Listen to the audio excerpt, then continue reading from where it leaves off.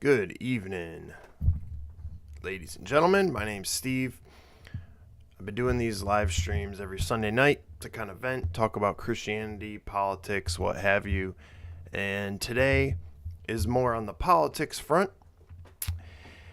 And I'm going to talk about the potential rescheduling of marijuana on the federal level. Kind of what that means, but then I also wanted to talk about Joe Biden's past as it relates to this. And it's not just marijuana, but we'll get into it. He was pretty brazen back in the day. You see this clip's from 93. Of course, this was all in lead up to the 94 crime bill, the infamous 94 crime bill. And I don't want these clips to get memory hold. In fact, some of them were not super easy to find on YouTube. I had to go to Rumble for a couple of them. I mean, they are out there, of course, but before we dive into that,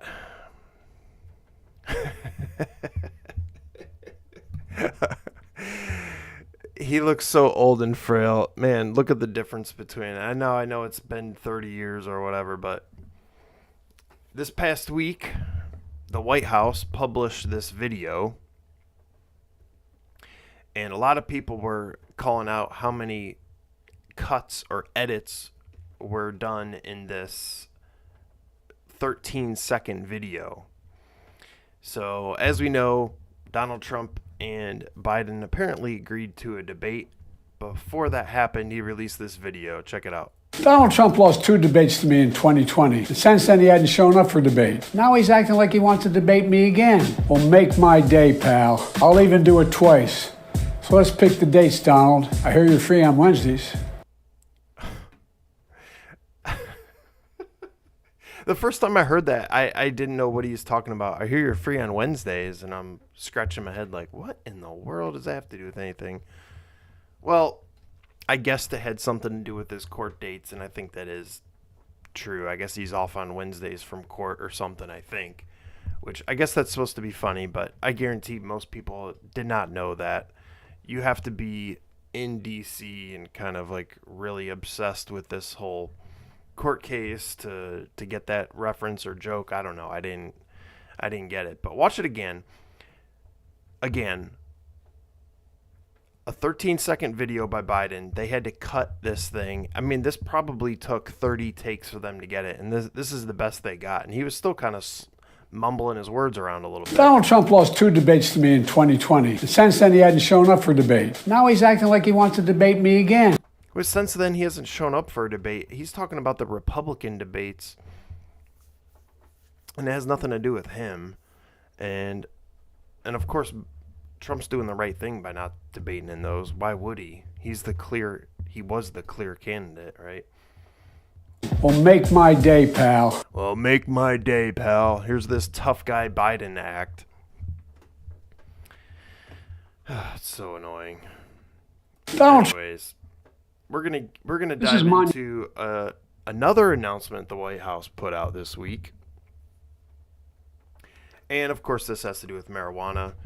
Very similar thing. Now, this is a longer video. This is 45 seconds or so, and same thing. They kept editing this thing. Again, this probably took 30 takes to do, and they kind of put this together.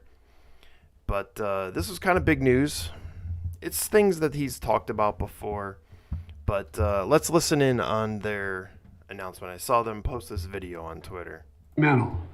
Today, my administration took a major step to reclassify marijuana from a Schedule I drug to a Schedule III drug. It's an important move toward reversing long-standing inequities. Today's announcement builds on the work we've already done to pardon a record number of federal offenses for simple possession of marijuana. And it adds to the action we've taken to lift barriers to housing. You see what I'm saying? You could hardly understand them. If these words weren't on there. Adds to the action we've taken to lift barriers to housing, employment, small business loans, and so much more for tens of thousands of Americans. Look, folks, no one should be in jail merely for using or possessing marijuana. Is that so? Period.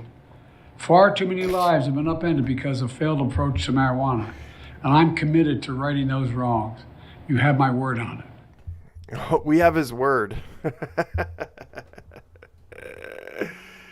Oh man. So a couple things with This is this. monumental. Um, Today, my administration took a major in some aspects, this is long overdue, right? Now, I'll preface this with saying I don't use marijuana. I don't. It's not for me. I don't like it. It makes me sleepy. It's not my thing. I haven't used it in years. Um, but some people do, and it benefits their life from pain, stress, what have you. And it's a plant we're talking about. This isn't fentanyl, an artificial painkiller, or whatever. It's a friggin' plant, So it's long overdue that because the Schedule 1 basically means it has no medicinal uses whatsoever and it's ripe for abuse, basically. And even fentanyl, I think, was a Schedule 2 drug. So that just goes to show you how crazy this is. And of course, it's long overdue. But the reason they're doing this, of course, it's political. This isn't because he all of a sudden has a libertarian awakening and saying, yeah, my body, my choice. If you want to smoke marijuana, you should have the right to. That's not what they're doing here. This is all political, essentially, or they're trying to turn it into a political win. But then he also says right to here, reclassify marijuana from a Schedule 1 drug to a Schedule 3 drug. It's an important move toward reversing long-standing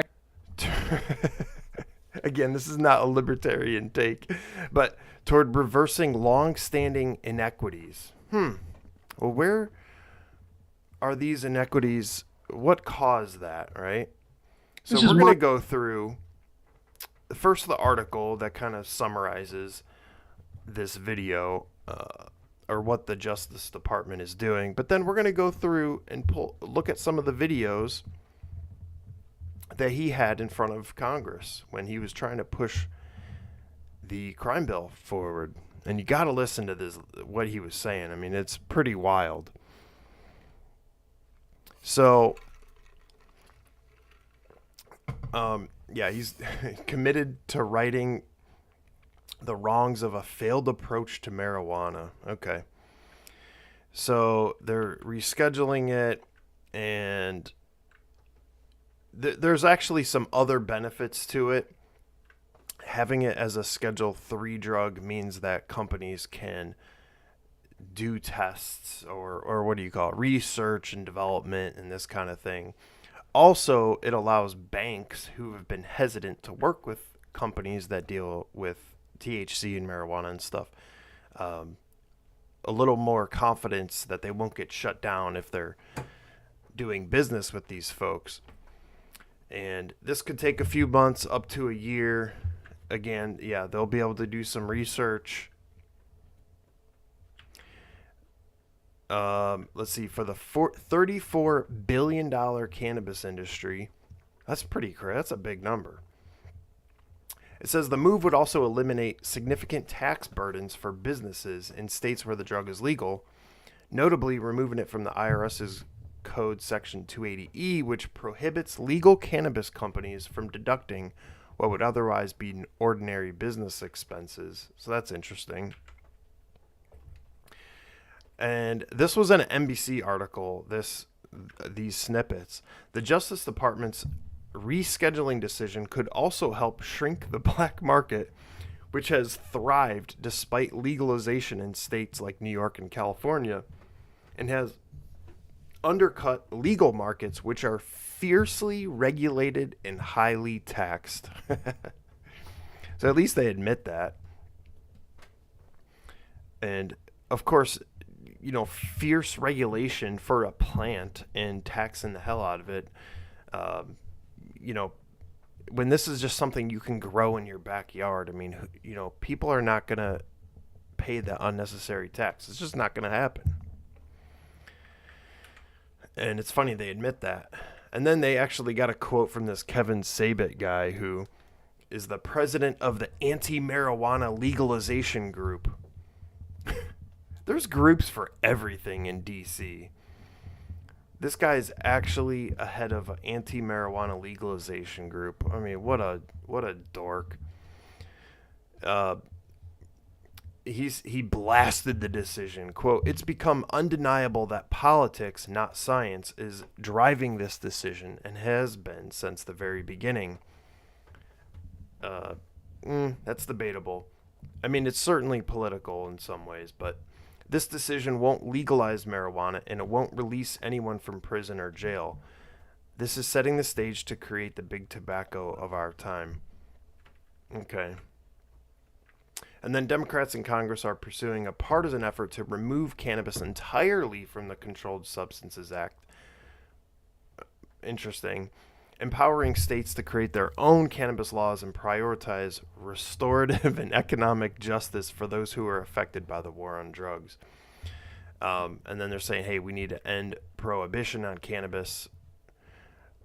This is Chuck Schumer saying, and address long-standing harms caused by the war on drugs. And again, they're not doing this for, libertarian kind of philosophical reasons. This is all political. But in general, I do agree with it. Now, as with a lot of libertarian arguments, I'm not saying that using marijuana is a good idea. Certainly not for a lot of people. It's just like prostitution, right? Libertarians believe that no one should be in jail simply for prostitution. But that does not mean it's a good thing. Right?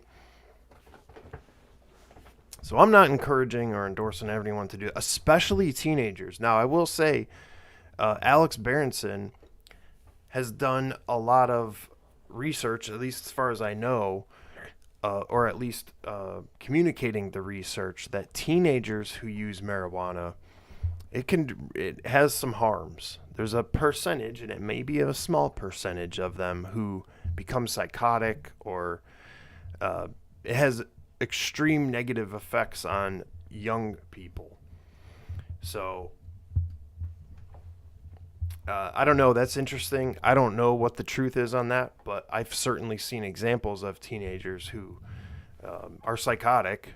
And, whenever you see a school shooting or whatever, any kind of thing like that, and you look into the person that did it, almost every time they're smoking marijuana.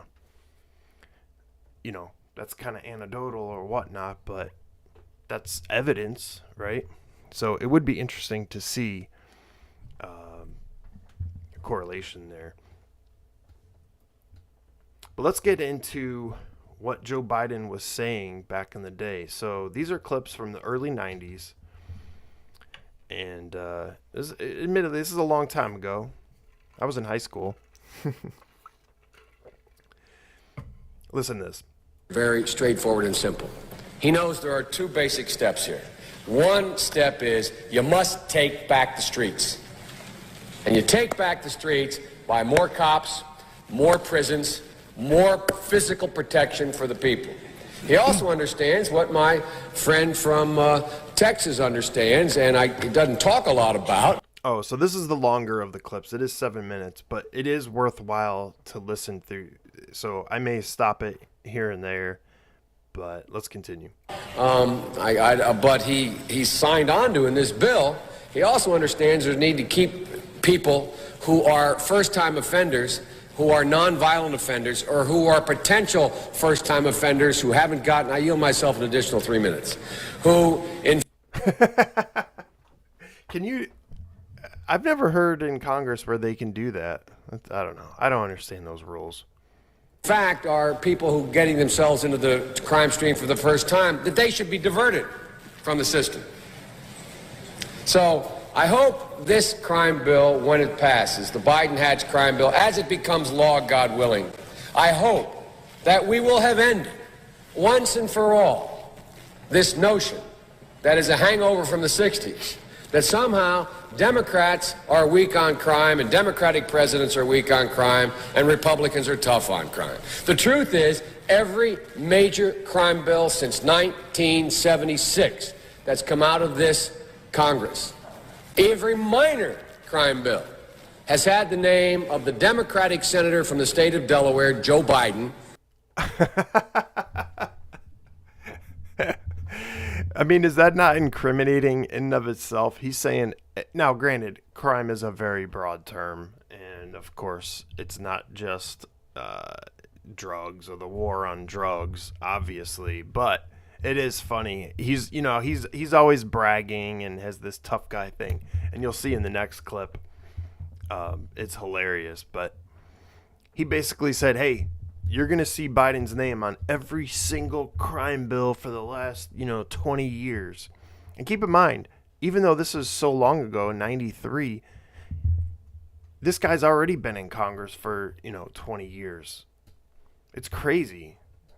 He's so old. He's so old. On that bill, and has had a majority vote of the Democratic members of the United States Senate on the bill. So one of the things I want to do in addition to end the crime is end the political carnage that goes on when we talk about crime. Crime is not Democrat or Republican. Making the streets safe is not a Democratic or Republican issue.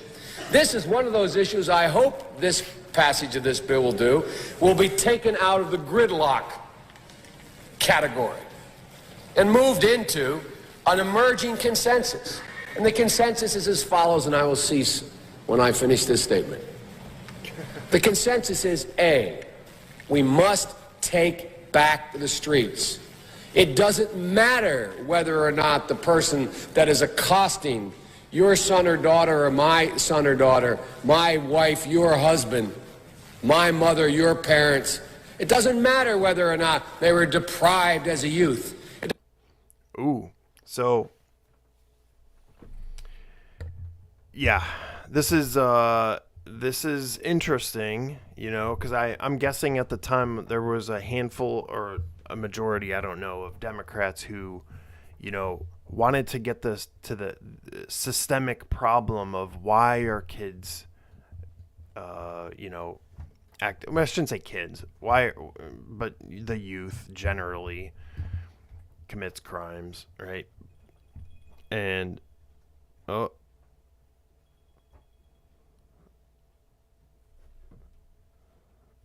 sorry. My son's calling me. All right. Anyways, let's continue. Doesn't matter or not whether or not they had no background that enabled them to become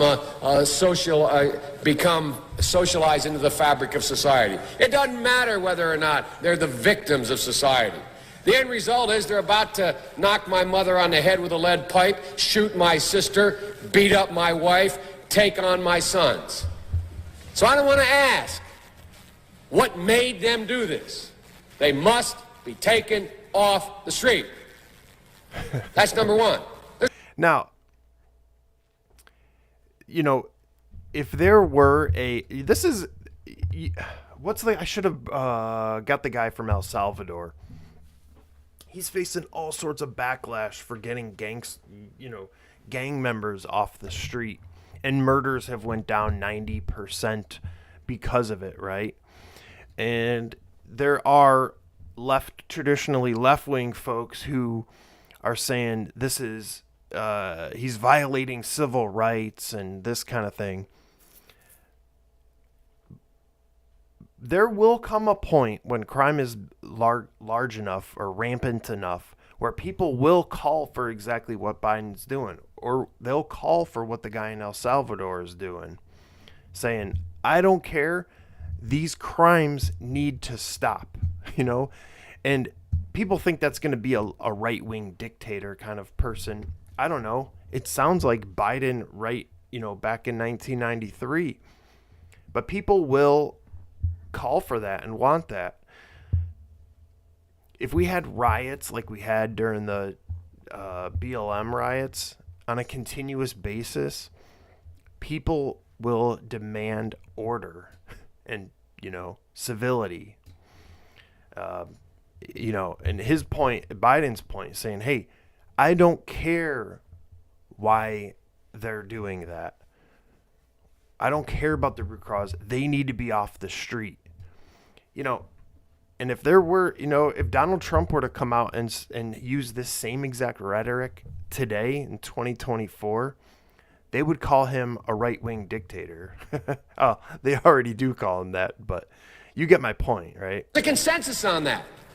The Democratic chairman of the Judiciary Committee, the Democratic president of the United States of America, the Democratic attorney general, the Republican leader of this effort, Senator Hatch, the Republican senator from Texas. We all agree on that. Now, we can find some fringe folks in the study groups on the right wing and left wing, libertarians and left-wingers in my party who libertarians got a shout out. say, no, that's not what we should do. But politically, that consensus has been arrived at. I acknowledge there was not that consensus in the 60s. There is today. There's a second thing that we all have agreed upon, and that is unless we do something about that cadre of young people, tens of thousands of them, born out of wedlock, without parents, without supervision, without any structure, without any conscience developing, because they literally, I yield myself 3 more minutes, because they literally have not been socialized. They literally have not had an opportunity. We should focus on them now, not out of a liberal instinct for love, brother, and humanity, although I think that's a good instinct, but for simple, pragmatic reasons. If we don't, they will, or a portion of them will, become the predators 15 years from now. And Madam President, we have predators on our streets that society has, in fact, in part because of its neglect, created. Again, it does not mean because we created them that we somehow forgive them or do not take them out of society to protect my family and yours from them. They are beyond the pale, many of those people. Ooh, they're beyond the pale. Can you imagine if Trump were to say that in 2024 and say these people are beyond the pale? Oh my gosh, the media would be going ballistic over that. It's just amazing to hear him say this. Beyond the pale. And it's a sad commentary on society. We have no choice but to take them out of society. Now, I gotta say, like, you know, I went to a Christian high school growing up, and, you know, I largely grew up in the 90s. You know, I'm born in 79, right? So I'm 45. But I remember the 90s, and again, maybe I'm wrong, but the 90s were nothing compared to, like, right now as far as crime. Am I off on that? I don't know.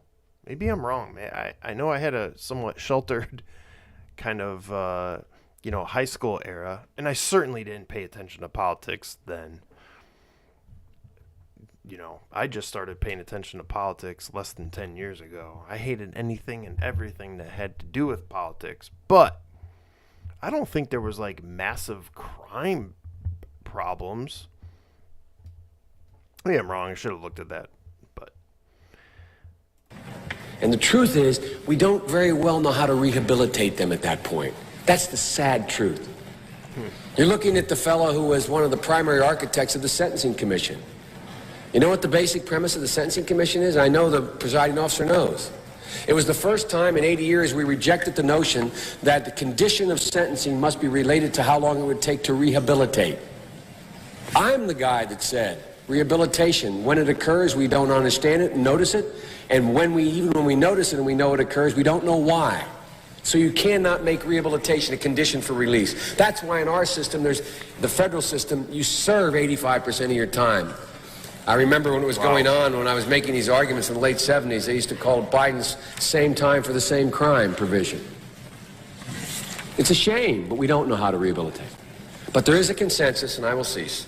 A, we must make the streets safer. I don't care why someone is a malefactor in society. I don't care why someone is antisocial. I don't care why they become a sociopath. We have an obligation to cordon them off from the rest of society, try to help them, try to change their behavior. That's why we do in this bill. We have drug treatment and we have other treatments to try to deal with it. But they are in jail.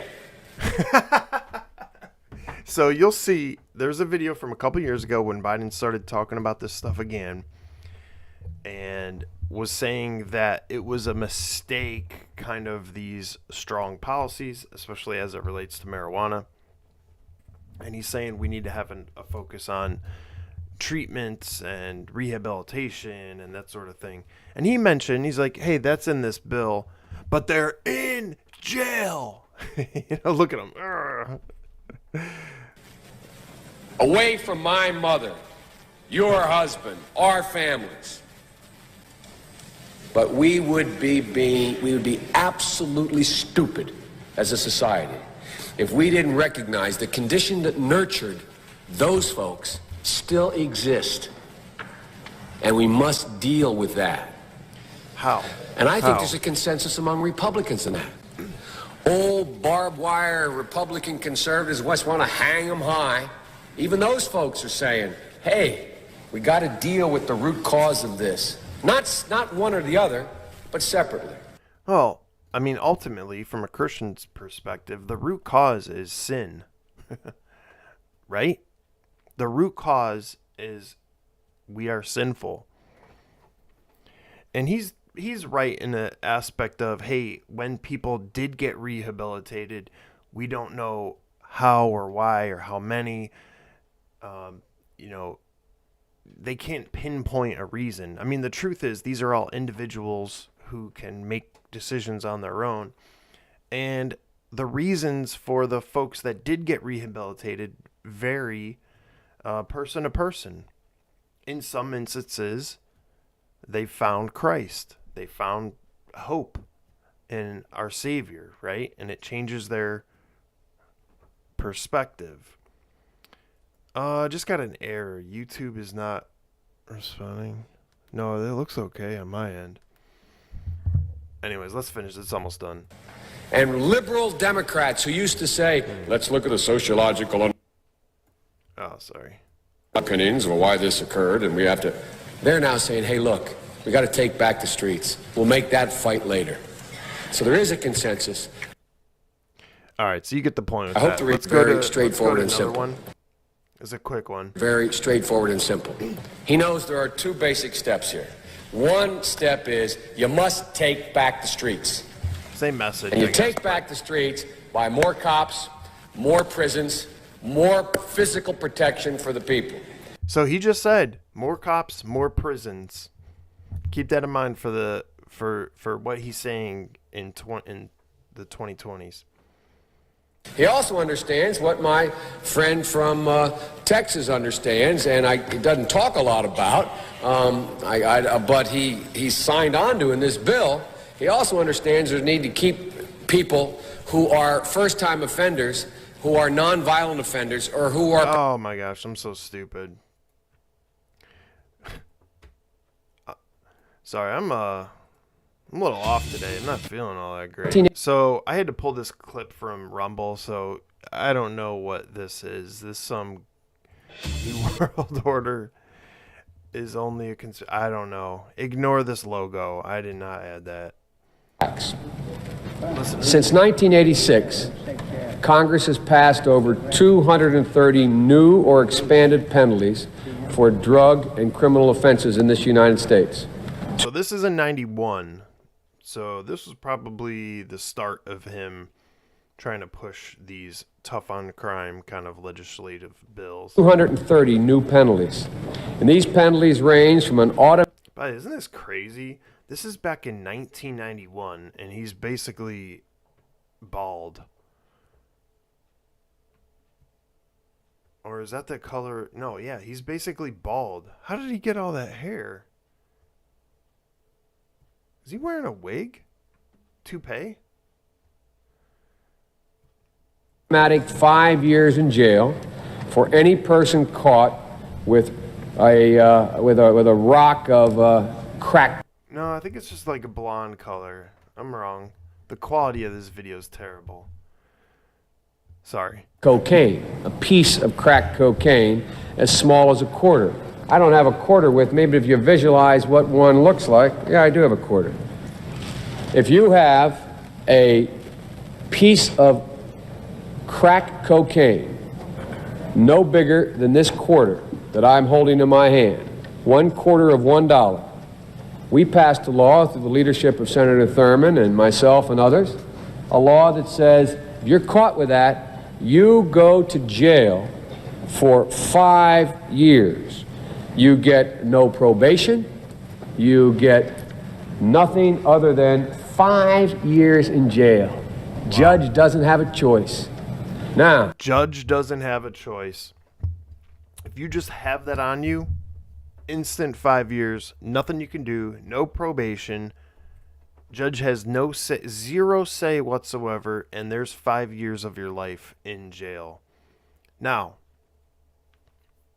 just think through a scenario of someone that gets thrown into jail for 5 years, and especially if you have kids, right? Of course, it not only ruins the life of the person that got caught and is spending 5 years in jail, but it completely ruins the lives of the children in an unmeasurable way. You know, these are the things that have a devastating impact on society. And it's not a surprise that here we are 30 years later. The war on drugs still continues, still destroying lives. And this guy's the architect of a lot of that, you know? That's why the libertarians have a strong case for abandoning the failing war on drugs. And it just wreaks havoc on society. So, in some ways, I mean, this is good that they're reducing the schedule, but it shouldn't even be on there. And again, I don't use marijuana. I don't like it in any way, shape, or form. It's not for me. But nonetheless, people's lives shouldn't get ruined. Their families' lives shouldn't get ruined for smoking a joint. The fact of the matter is, we've gone from there all the way up to saying, under the leadership of Senator Thurmond, and I'd like to suggest that I take some small credit for it myself as well, and others, the presiding officer, that there is now a death penalty. And we passed it a couple years ago. Wow. If you are a major drug dealer involved in the trafficking of drugs and murder results in your activities, you go to death.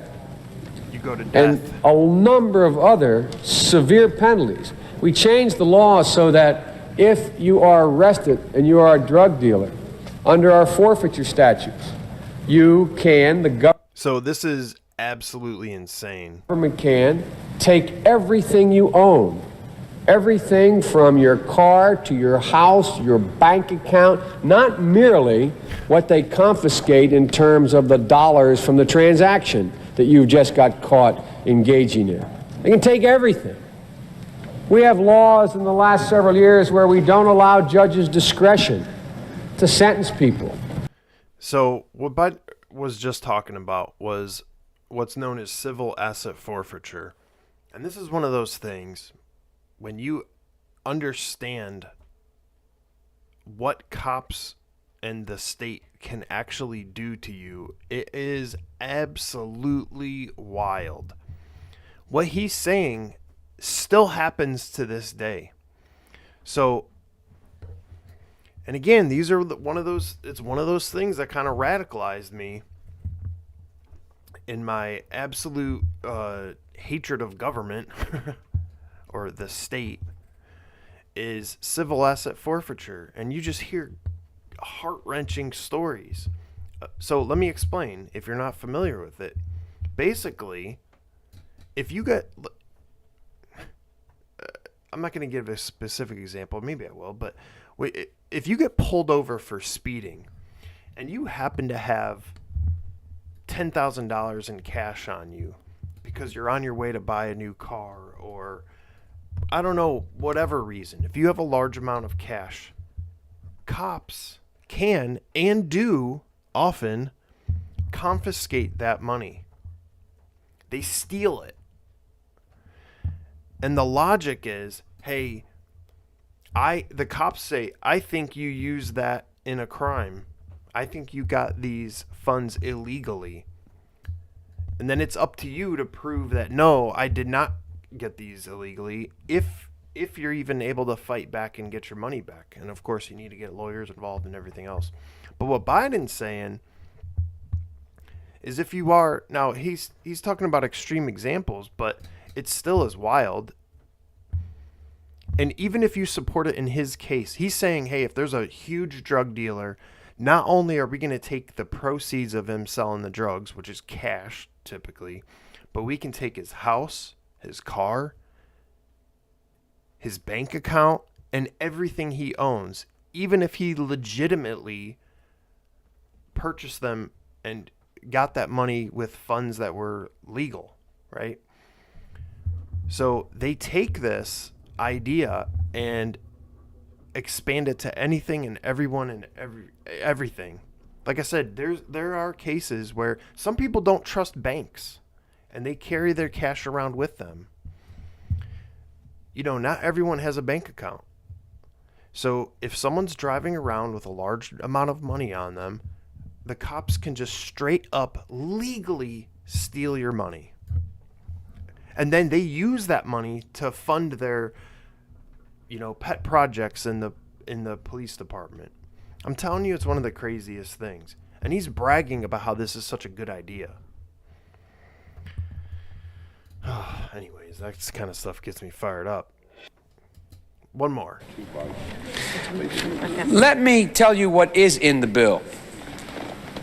And I'll let you all decide whether or not this is weak. Let me get down here a compendium of the things that are in the bill.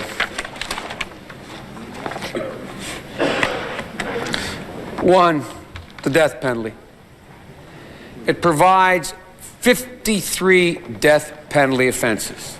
Weak as can be, We do everything but hang people for jaywalking.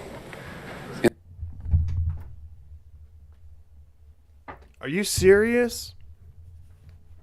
He says we do everything but hang people for jaywalking in this bill.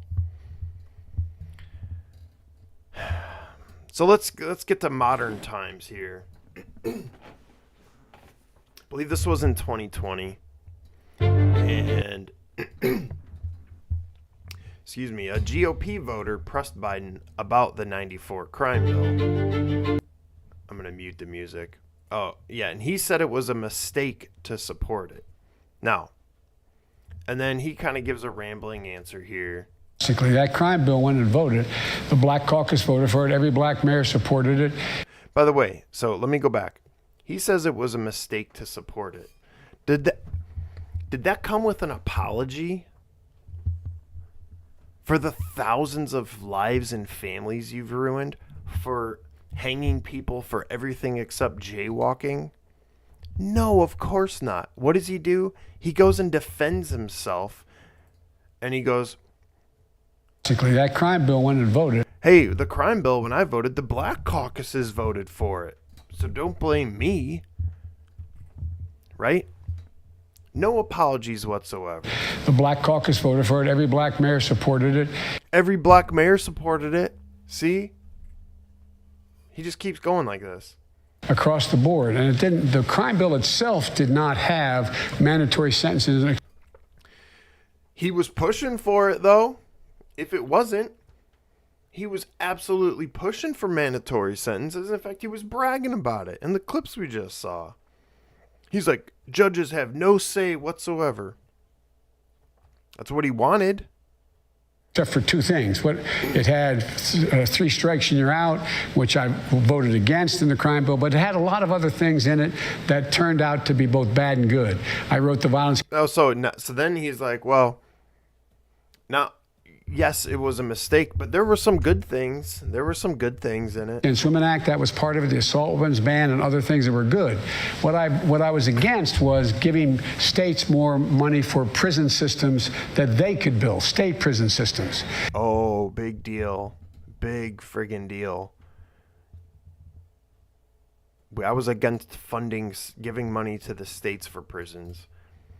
But he was absolutely talking about more prisons on the federal level. And you have 93 out of every 100 people in jail now is in a state prison, not in a federal prison, because they built. So then they starts using stats where like, well, most people aren't even in federal prison. Get out of here with this non-apology. More prisons. I also wrote into that bill a thing called drug courts. I don't believe anybody should be going to jail for drug use. They should be going into mandatory rehabilitation. You remember the clip we just saw? But they're in jail. Now listen, I'm all for people changing their views and perspectives. Of course, he just does this for political reasons. But at least it's a step in the right direction in some way, shape, or form. But how do you not apologize? Or say, I was wrong. I was wrong for ruining people's lives. Instead of just blaming everyone else. Well, so-and-so voted for it. Black mayors voted for it. Oh, it's just infuriating. Should be building rehab centers to have these people housed. We should wipe out, we should decriminalize marijuana, wipe out the record so you can actually say in honesty, you ever been arrested for anything? You can say no, because we're going to pass a law saying there is no background that you have to reveal relative to the use of marijuana. Blah, blah, blah, blah, blah, blah, blah, blah, blah. You get the point. And then Kamala comes out, posted this video this past week. So currently marijuana is classified on the same level as heroin and more dangerous than fentanyl. We are finally changing that. I want to thank all of the advocates and everyone out there for helping to make this possible, and we are on the road to getting it done. She kept that short and sweet because she knows darn well she cannot talk about locking people up for marijuana. Because we all remember Tulsi Gabbard absolutely destroying her presidential hopes, as small as they were at the time. Just absolutely smashing her by calling Kamala Harris out because she put over 1,500 people in jail for marijuana violations. But as if that wasn't enough, she goes on a podcast and laughs about it when asked if she ever has smoked marijuana.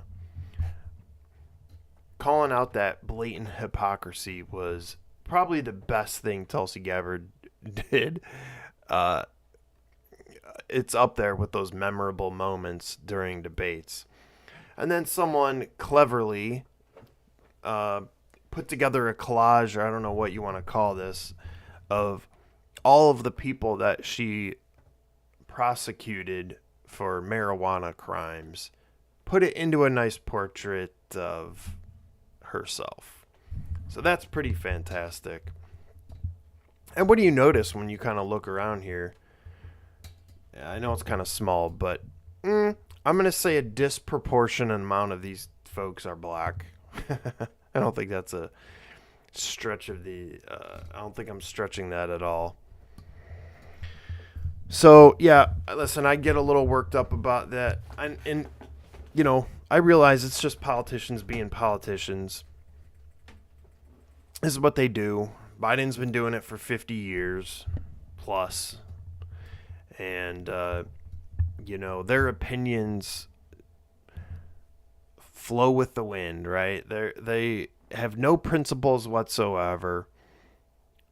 All they do is look at polls. They go, what does the public think about this? Oh, you know what? I was wrong about abortion. I was wrong about marijuana.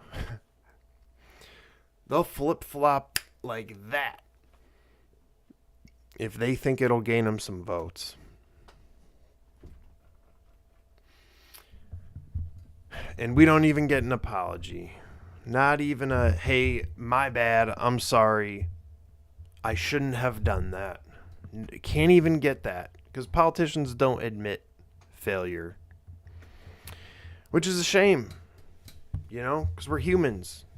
You know, we do make mistakes. I don't always have the right opinion about everything. We change, we evolve, we adapt, but not on the whims of what other people think, but based on principles, right? Anyways, I got a couple other random clips I'm going to show. This is the CEO of a dating app. I believe it was Bumble. And you got to listen to this. Talking about AI and how it relates to dating, I just found this absolutely crazy, but sort of interesting on how this would work. Check this out. Our focus with AI is to help create more healthy and equitable relationships. And that also starts with yourself. How can we actually teach you how to date? How can we help you show up in a better way? So give me an example. Okay, so for example, you could in the near future be talking to your AI dating concierge and you could share your insecurities. I just came out of a breakup. I have commitment issues. And it could help you train yourself into a better way of thinking about yourself. And then it could give you productive tips for communicating with other people. If you want to get really out there, there is a world where your dating concierge could go and date for you with other dating concierge. No, truly. And then you don't have to talk to 600 people. It will go scan all of San Francisco for you and say, these are the 3 people you really ought to meet. Is that not crazy or what? She's basically saying, she calls it your dating concierge. You go and tell this AI concierge all of your strengths, weaknesses,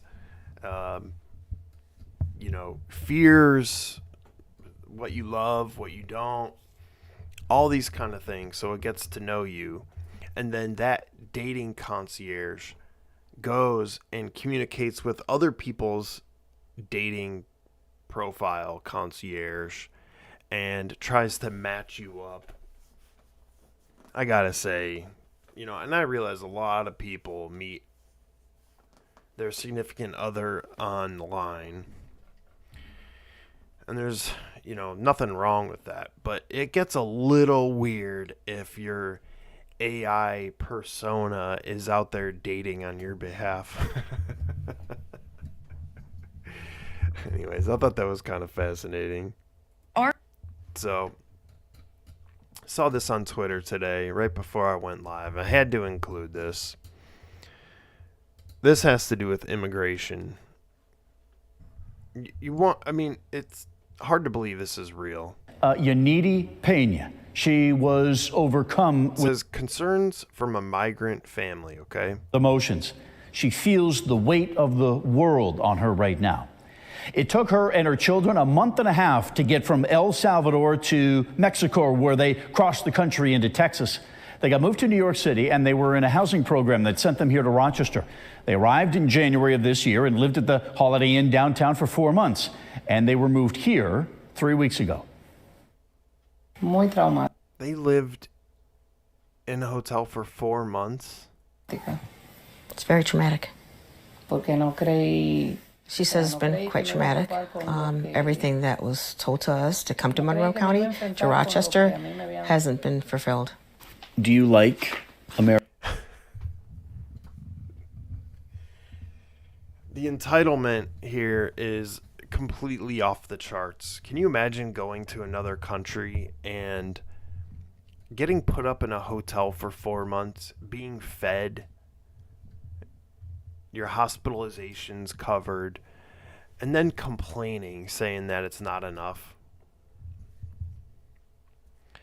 I don't even know what to say about that. Well, I do know what to say. We're going to put up illegal immigrants in a hotel for 4 months, while literally, I guarantee you, you step outside of that hotel and there's going to be homeless people camped out on the tent along the sidewalk or across the street or around the corner under a bridge.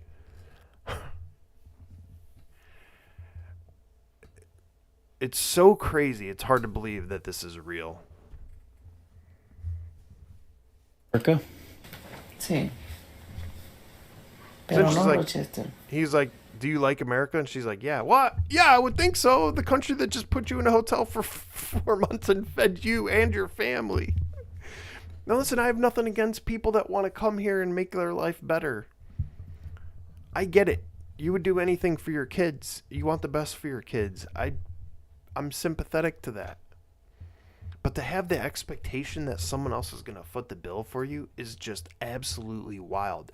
And then on top of that, have the nerve to complain when you're not getting enough or didn't meet your expectations. Absolutely crazy. Just absolutely crazy.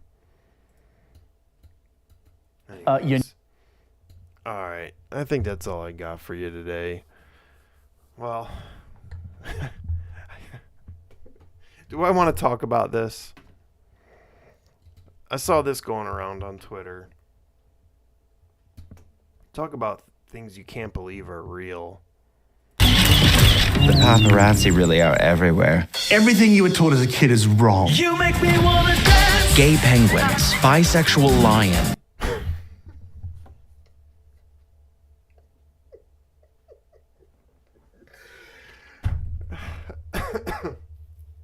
This is real. This is real.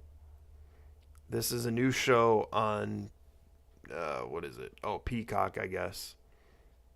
Queer Planet. Good grief. Hey, look, there's two male giraffes having sex. Oh, obviously it's okay. What's the problem? As if we're no different from animals, you know?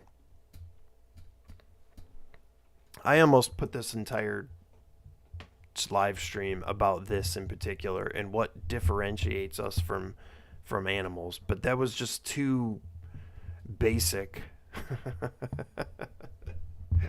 and maybe not as interesting, but I just can't believe this is real. Anyways, I do have one I can't even play that entire commercial.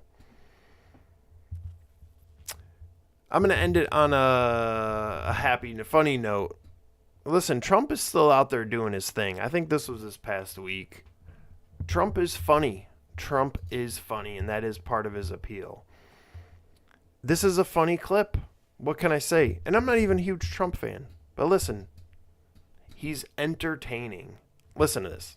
You look at the economy, the real economy, not the fake economy. Everything they touch turns to what? You shouldn't use that kind of language. Look.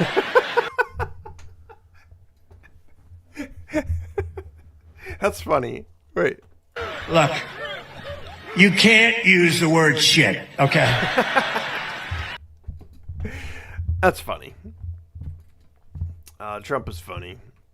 I'm looking forward to the debate between him and Biden. I will absolutely watch it, even though there's no audience and whatnot. But that'll be very interesting to see them two go at it again. Anyways, that's all I got for you tonight. I'm tired. Yeah, if you happen to have watched this far, I don't know what's wrong with you, but if you did, give it a like. And yeah, I'll probably do this again next week. Thanks, guys. Take care. Bye.